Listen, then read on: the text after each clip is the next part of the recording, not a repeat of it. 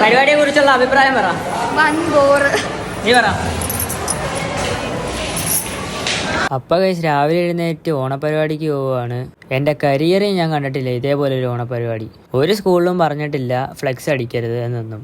പക്ഷേ ഞങ്ങളെ സ്കൂളിൽ പറഞ്ഞേക്കുന്നു അതൊക്കെ നിയമം വരുതു, ആ സ്കൂളിന് അനുകൂലമല്ല എന്നൊക്കെയാണ് ഞങ്ങളെ ടീച്ചർ പറയുന്നത്. ഞങ്ങളെ ടീച്ചറല്ല, ഞങ്ങളെ പ്രിൻസിപ്പൾ. ആകെപ്പാടെ ഉള്ള ഒരു +2 ജീവിതമാണ്, അതും അവരായിട്ട് കൊണ്ട് നശിപ്പിച്ച്. അത്രയും കഷ്ടപ്പെട്ട് എല്ലാം ചെയ്തിട്ട് ഒന്നുപോലും ഇറക്കാൻ പറ്റാത്ത സങ്കടത്തിലാണ് ഞങ്ങളിരുന്നത്. പിന്നെ അത് ഉള്ളത് കൊണ്ട് ഓണം പോലെയെന്ന് വിചാരിച്ച്.